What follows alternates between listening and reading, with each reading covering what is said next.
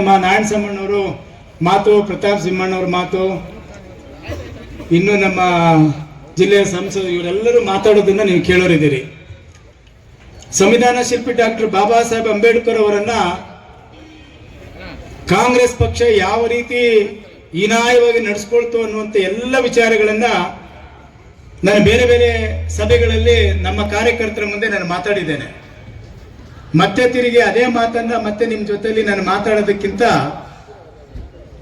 ನಮಗೆ ಅತಿಥಿಗಳಾಗಿ ಬಂದಿರತಕ್ಕಂಥವರಿಗೆ ಮಾತಾಡೋದಕ್ಕೆ ಬಿಟ್ಟರೆ ಸೂಕ್ತ ಅನ್ನುವಂಥ ವಿಷಯವನ್ನ ಹೇಳಿ ಕ್ಷೇತ್ರದ ವಿಷಯದ ಬಗ್ಗೆ ಒಂದೆರಡು ಮಾತುಗಳನ್ನು ಮಾತನಾಡಲಿಕ್ಕೆ ಬಯಸ್ತೇನೆ.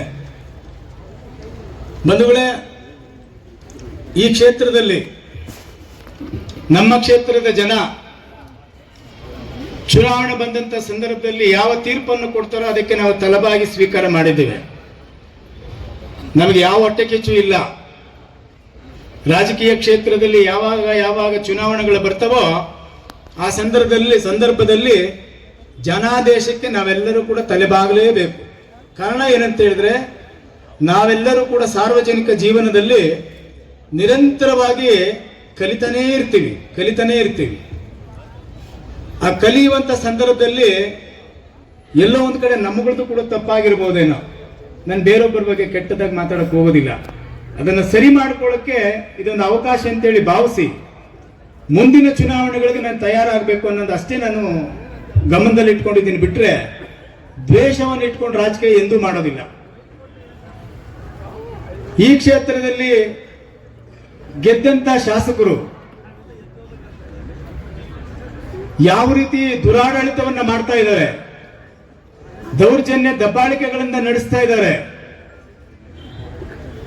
ಒಂದು ನಯಾ ಪೈಸಾ ಕೂಡ ಸರ್ಕಾರದಿಂದ ಅನುದಾನವನ್ನು ತಂದು ಅಭಿವೃದ್ಧಿ ಮಾಡದೆ ಕೇಂದ್ರ ಸರ್ಕಾರದಿಂದ ಬಂದಿರತಕ್ಕಂತ ಹಣವನ್ನ ನಾವು ಮಾಡಿದ್ದು ಅಂತೇಳಿ ಎಲ್ಲ ಕಡೆ ಪೂಜೆಗಳಲ್ಲಿ ಹೋಗಿ ಇವತ್ತು ಪತ್ರಿಕೆಗಳಲ್ಲಿ ಮಾಧ್ಯಮಗಳಲ್ಲಿ ತೋರಿಸ್ಕೊಳ್ತಾ ಇದ್ದಾರೆ. ಸಾರ್ವಜನಿಕರು ಅನೇಕ ಜನ ಬಹಳ ಪ್ರಶ್ನೆಗಳನ್ನ ಕೇಳ್ತಾ ಇದ್ದಾರೆ. ಅವರ ಪ್ರತಿನಿಧಿಯಾಗಿ ಸಾರ್ವಜನಿಕವಾಗಿ ಯಾರು ಕೇಳಲಿಲ್ಲಲ್ಲಪ್ಪ ಅನ್ನುವಂಥ ಕೊರಗು ನಮ್ಮ ಕ್ಷೇತ್ರದಲ್ಲಿದೆ. ಕಾರಣ ಏನಂತ ಹೇಳಿದ್ರೆ, ರಾಜ್ಯದ 224 ಕ್ಷೇತ್ರಗಳಲ್ಲಿ ಯಾರೇ ಗೆದ್ರೂ ಕೂಡ ಅವರು ಕೆಲಸ ಮಾಡಿ ಜನರ ಸೇವೆಯನ್ನು ಮಾಡ್ತಕ್ಕಂಥದ್ದು ನಾವೆಲ್ಲರೂ ಕೂಡ ಕಣ್ಣಾರೆ ಕಂಡಿದ್ದೀವಿ. ಆದ್ರೆ ಪ್ರತಾಪ್ ಸಿಂಹಣ್ಣ, ನಾರಾಯಣಸ್ವಾಮಣ್ಣ, ಈ ಕ್ಷೇತ್ರದಲ್ಲಿ 2 MLAಗಳಿದ್ದಾರೆ. ಒಬ್ಬರು ಅಧಿಕೃತವಾದಂತ MLA, ಇನ್ನೊಬ್ರು ಸೂಪರ್ MLA ಅಂತೇಳಿ ನಾನು ಹೇಳ್ತಾ ಇಲ್ಲ, ನಮ್ಮ ಕ್ಷೇತ್ರ ಜನ ಹೇಳ್ತಾ ಇದ್ದಾರೆ. ಈ ಪ್ರಜಾಪ್ರಭುತ್ವದ ವ್ಯವಸ್ಥೆಯಲ್ಲಿ 224+1 ಹೆಂಗ್ ಬಂತು ಅಂತೇಳಿ ನನಗೂ ಪ್ರಶ್ನೆ ಕಾಡ್ತಾನೆ ಇದೆ. ಹುಡುಕ್ತಾ ಇದ್ದೀನಿ ಅವ್ರಿಗೆಲ್ಲಾದ್ರೂ ಪತ್ರ ಇನ್ನೊಂದು ಕೊಟ್ರ ಪ್ರಮಾಣ ಪತ್ರ ಅಂತ.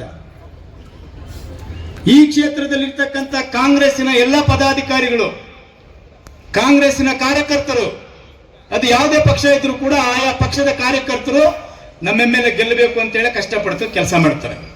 ಅದು ತಪ್ಪಲ್ಲ. ನಮ್ಮ ಕ್ಷೇತ್ರದಲ್ಲಿ ನಮ್ಮ ಕಾರ್ಯಕರ್ತರು ಕೂಡ ಅದೇ ರೀತಿ ಕಷ್ಟಪಟ್ಟು ಕೆಲಸ ಮಾಡ್ತಾರೆ. ಆದ್ರೆ ಅವ್ರ MLA ಗೆಲ್ಲಬೇಕು ಅಂತೇಳಿ ಕಷ್ಟಪಟ್ಟು ಕಾರ್ಯಕರ್ತರು ಕೆಲಸ ಮಾಡಿದಂತ ಕಾರ್ಯಕರ್ತರು ಮತ್ತು ಪದಾಧಿಕಾರಿಗಳಿಗೆ ಮತ್ತು ಹಿರಿಯ ಮುಖಂಡರುಗಳಿಗೆ ಇವತ್ತು ಈ ಕ್ಷೇತ್ರದಲ್ಲಿ ಗೌರವ ಇಲ್ಲ. ಕಿಮ್ಮತ್ತು ಕಾಸಿನ ಬೆಲೆ ಇಲ್ಲ ಅವರಿಗೆ. ಇಲ್ಲಿಂದ ಹೋಗಿ ಕೋಲಾರಲ್ಲಿ ಸೂಪರ್ MLA ಮನೆ ಬಾಗಿಲಲ್ಲಿ ಕೈ ಕಟ್ಕೊಂಡು ಕೇಳಿದಾಗ ಮಾತ್ರ ಅವರ ಕೆಲಸ, ಇಲ್ಲ ಅಂತ ಹೇಳಿದ್ರೆ ಇಲ್ಲ. ಅಧಿಕೃತವಾದಂತ MLA ಒಂದು ಲೆಟರ್ ಅನ್ನು ಕೂಡ ಸಾರ್ವಜನಿಕವಾಗಿ ಕೇಳದಂತವ್ರು ಕೊಡ್ತಾ ಇಲ್ಲ. ಯಾರೇ ತೊಂದರೆ ಆದ್ರೂ ಕೂಡ ಕೇಳಬೇಕಂತ ಹೇಳಿದ್ರೆ ಕೋಲಾರ್ಗೆ ಹೋಗ್ಬೇಕು. ಅನುದಾನಗಳು ಹಂಚಬೇಕಂದ್ರೆ ಕೋಲಾರ್ಗೆ ಹೋಗ್ಬೇಕು.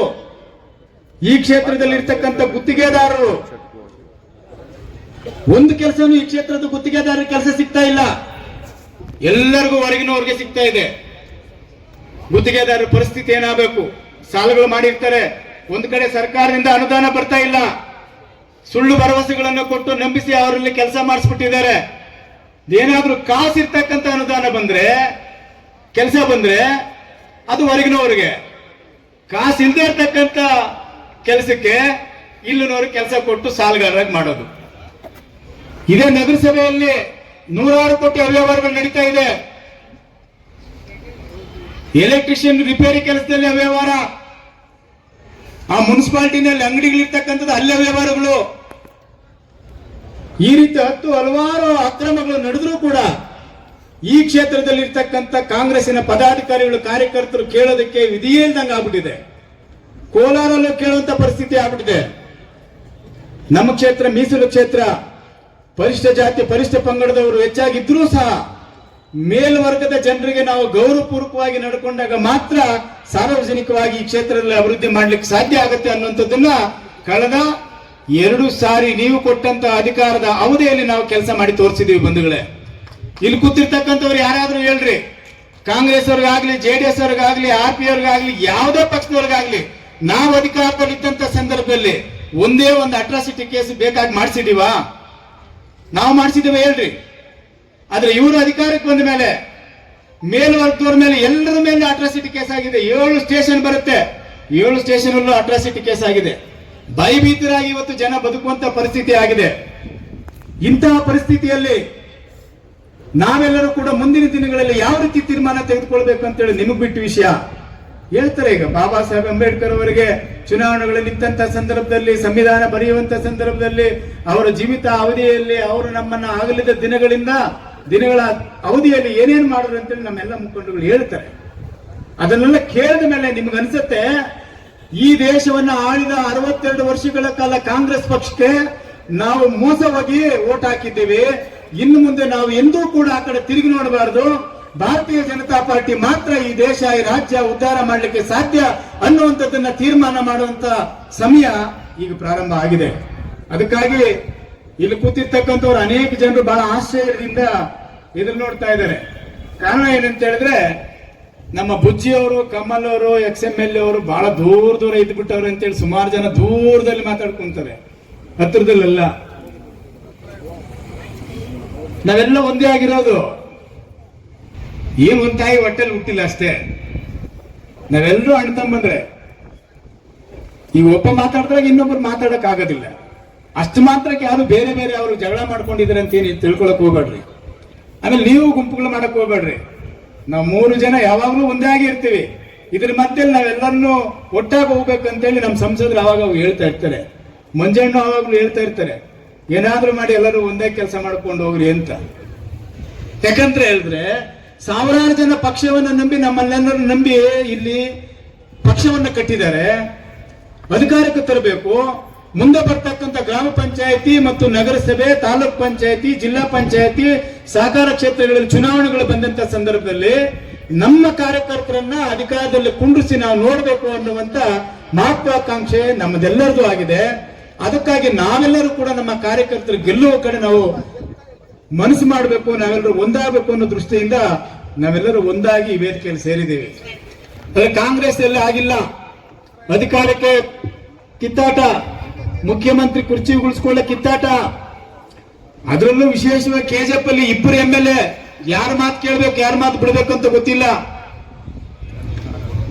ಆದ್ರಿಂದ ಬಂಧುಗಳೇ, ನೀವೆಲ್ಲರೂ ಕೂಡ ಇಲ್ಲಿ ಬಂದಿರ್ತಕ್ಕಂಥವ್ರು ದಯಮಾಡಿ ಬಾಬಾ ಸಾಹೇಬ್ ಅಂಬೇಡ್ಕರ್ ಅವರ ವಿಚಾರಗಳನ್ನ ಅರ್ಥ ಮಾಡ್ಕೊಳ್ಳಿ. ಬಿಜೆಪಿ ಪಕ್ಷ ಬಾಬಾ ಸಾಹೇಬ್ ಅಂಬೇಡ್ಕರ್ ಅವರ ಹೆಸರಲ್ಲಿ ಏನೆಲ್ಲ ಮಾಡಿದೆ, ನಿಜವಾಗಲೂ ಅವರ ಆಸೆಗಳು ಏನಿತ್ತು, ಅವರ ಆದರ್ಶಗಳೇನಿತ್ತು, ಅವೆಲ್ಲವನ್ನು ಸಾಕಾರ ಮಾಡಲಿಕ್ಕೆ ಭಾರತೀಯ ಜನತಾ ಪಾರ್ಟಿ ನಿರಂತರವಾಗಿ ಕೆಲಸ ಮಾಡ್ತಾ ಬರ್ತಾ ಇದೆ.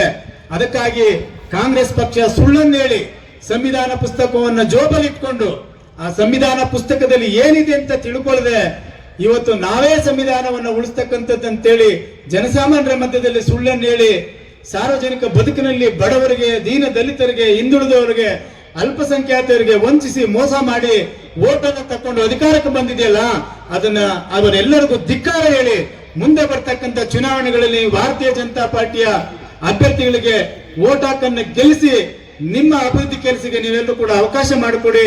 ಇಷ್ಟೆಲ್ಲ ಮಾತನಾಡಲಿಕ್ಕೆ ನನಗೆ ಅವಕಾಶ ಮಾಡಿಕೊಡು. ಅವ್ರು ಬರ್ಕೊಡಿದ್ರೆ ಹೋಗ್ಲಿ, ಮಹಮ್ಮದ್ ಜಿನ್ನಾ ಹೋಗ್ಲಿ ಬರ್ಕೊಡ್ತಾರೆ ಅಂತ ಹೇಳಿದ ಮೇಲೆ ಮಹಮ್ಮದ್ ಜಿನ್ನಾ ಅವರು ಬರ್ಕೊಟ್ರಲ್ಲ ತಾತ್ಕಾಲಿಕವಾಗಿ ಆ ಸಂವಿಧಾನವನ್ನ ಶೇಖ್ ಅಬ್ದುಲ್ಲಾಗೆ. ಆವಾಗ 1948ರಲ್ಲಿ ನಾನು ಪ್ರಧಾನಿ ಅಂತೇಳಿ ಸ್ವತಃ ಘೋಷಣೆ ಮಾಡಿಕೊಂಡ್ರು ಶೇಖ್ ಅಬ್ದುಲ್ಲಾ ಅವರು. ಅಂತ ಆರ್ಟಿಕಲ್ 370 ಈ ದೇಶದಲ್ಲಿ ಒಂದೇ ಸಂವಿಧಾನ ಉಳಿಬೇಕು, ಒಂದೇ ಪ್ರಧಾನಮಂತ್ರಿ ಇರಬೇಕು, ಒಂದೇ ಧ್ವಜ ಇರಬೇಕು ಅಂತೇಳಿ ತೀರ್ಮಾನ ಮಾಡಿ ಅವತ್ತಿನ ಗೃಹ ಮಂತ್ರಿಗಳಾದಂತ ಅಮಿತ್ ಶಾ ಜಿಯವರು ಹೇಳುವಂತಹ ಸಂದರ್ಭದಲ್ಲಿ ಸಾಕ್ಷಿಯಾಗಿ ಅದಕ್ಕೆ ಮತವನ್ನ ಹಾಕುವುದರ ಮೂಲಕ ಅದನ್ನ ತೆಗೆದುಹಾಕಿದ್ರಲ್ಲ, ಅದಕ್ಕೆ ಸಾಕ್ಷಿ ಈ 3 ಜನ. ಇಂಥ ಪವಿತ್ರವಾದ ಹೆಸರು ತಗೊಳ್ಳೋಕೆ ಬೇರೆ ಯಾರ ಕೈಲಿ ಸಾಧ್ಯನೇ ಇಲ್ಲ. ಮತ್ತೊಂದ್ಸರಿ ಮರುಕಳಿಸೋದೇ ಲೆಕ್ಕ ತೆಗೆದುಬಿಟ್ರು. ಅದಕ್ಕಾಗಿ ಈ ವಿಷಯವನ್ನ ಹೇಳಿ ಇನ್ನ ಮುಂದಿನ ವಿಷಯವನ್ನ